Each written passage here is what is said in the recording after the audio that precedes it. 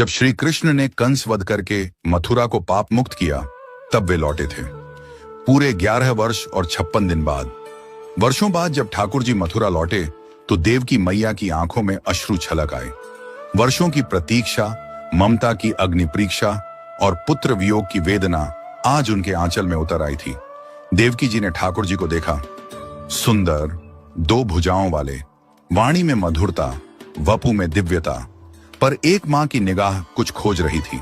उन्होंने धीरे से कहा, लाला, तू चाहे जितना भी सुंदर हो जाए, चाहे ब्रज में कितनी भी लीलाएं कराए, कितना भी बड़ा बन जाए, पर मां के लिए तो वही पल सबसे अमूल्य होता है जब उसने तुझे पहली बार अपनी गोद में लिया था। और जब मैंने तुझे पहली बार देखा था, उस क्षण तू 2 भुजाओं में नहीं था, तू तो चतुर्भुज था। तेरे हाथों में शंख, चक्र, गदा और पद्म था।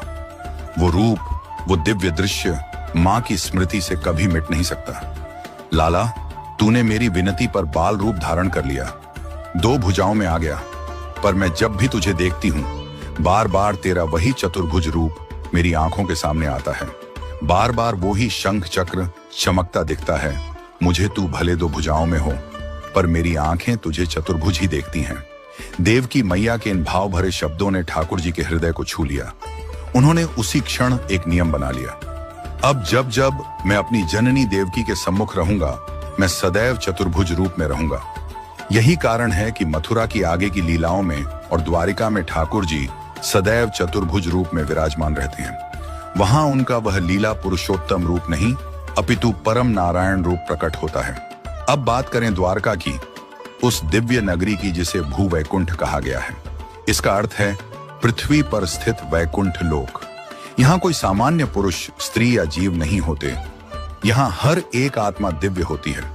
द्वारका में ठाकुर जी चतुर्भुज हैं, बलराम जी चतुर्भुज हैं, देवकी जी चतुर्भुज, वसुदेव जी भी चतुर्भुज। यहाँ रुक्मिणी जी, जाम्बवती जी, सभी रानियां चतुर्भुज रूप में स्थित हैं। आप द्वारका के किसी भी मंदिर में जाइए, चाहे वह श्री द्वारकाधीश मंदिर हो या रुक्मिणी मंदिर, आप किसी भी विग्रह को 2 भुजाओं में नहीं पाएंगे। सब चतुर्भुज हैं। यहाँ तक कि श्री राधा रानी, जिनका स्वरूप ब्रज में 2 भुजाओं वाला है, द्वारका में चतुर्भुज रूप में विराजमान होती हैं। क्यों? क्योंकि द्वारका लोक लीला भूमि नहीं, ये योग भूमि है। यह भक्ति का केंद्र नहीं, यह ज्ञान और वैराग्य का धाम है। शास्त्रों में कहा गया है, द्वारका वह भूमि है जहां जीव वैकुंठवासी हो जाता है। यहां प्रवेश करने के बाद साधारण मानव भी चतुर्भुज हो जाता है। द्वारका में हर आत्मा नारायणमयी हो जाती है। वहां माया नहीं है, केवल योग माया है। वहां न